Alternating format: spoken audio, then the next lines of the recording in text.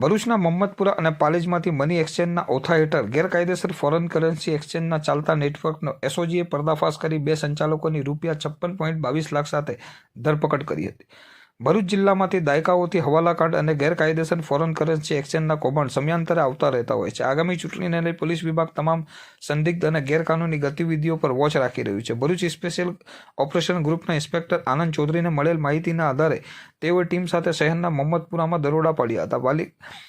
વલિકા શોપિંગમાં ભરૂચ ફોરેક્સ નામની દુકાનનો મનુબર ગ્રીન પાર્કમાં રહેતો સંચાલક મોહમ્મદ તલહા ઇબ્રાહીમ પટેલ ગેરકાયદેસર એક્સચેન્જમાં ઝડપાઈ ગયો હતો। દુકાનમાંથી 500ના દરના બંડલો સાથે વિવિધ દેશોની કરન્સી સાથે 8 આધાર કાર્ડ, 4 ચૂંટણી કાર્ડ, 2 ડ્રાઇવિંગ લાયસન્સ, મોબાઈલ મળી ₹38.43 લાખ મળી આવી હતી। જ્યારે બીજા દરોડામાં પાલેજ રિક્ષા સ્ટેન્ડ પાસે હાઈક્રોસ કોમ્પ્લેક્સમાં એક્સપ્રેસ મની ટ્રાન્સફરના સંચાલક ટંકારિયાના આરિફ યુનિસ પટેલને ત્યાંથી પણ ગેરકાયદેસર એક્સચેન્જ નેટવર્ક ખુલ્લું પડ્યું હતું, જ્યાંથી 500ના દરની નોટો સાથે વિદેશી કરન્સી મળી આવી હતી। એસઓજીએ 500ના 74 bundle south African currency $33,950 rand, $4530 $240 Canadian dollar, 301 Saudi riyal, 19,580 pound મળી ₹56.22 લાખ કબજે કર્યા હતા।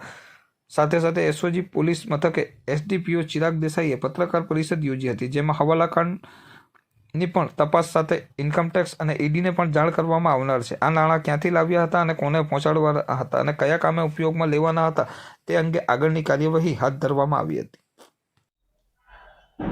Baroda range IGP Shri Sandipsinh sir તથા ભરૂચ જિલ્લા પોલીસ વડા મયુર ચાવડા સરની સૂચના અને માર્ગદર્શન હેઠળ ભરૂચ જિલ્લા એસઓજી પીઆઈ આનંદ ચૌધરી નાઓને સ્પષ્ટ બાતમી હકીકત મળેલ ભરૂચ જિલ્લામાં મની એક્સચેન્જના નેજા હેઠળ ફોરેન કરન્સી એક્સચેન્જ કરવામાં આવતી હોય, કોઈ લાયસન્સ વગર ગેરકાયદેસર રીતે આ પ્રવૃત્તિ થતી હોય, જે બાબતે ભરૂચ મહમ્મદપુરા વિસ્તારના વલિકા શોપિંગ સેન્ટરના ભરૂચ ફોરેક્સના નામથી મોહમ્મદ તલહા ઇબ્રાહીમ પટેલ નાઓ દ્વારા આ પ્રવૃત્તિ કરવામાં આવનાર હોય, જેને કાયદેસર કાર્યવાહી કરતા ચેક કરતા ભારતીય ચલણી નોટની સાથે અલગ અલગ અન્ય દેશોની ચલણી નોટો મળી આવેલ, કુલ $38,43,000નો મુદ્દામાલ મળી આવેલ। આ સાથે જ આધાર કાર્ડ, ચૂંટણી કાર્ડ અને ડ્રાઇવિંગ લાયસન્સની 12 ઓરિજિનલ નકલો મળી આવેલ।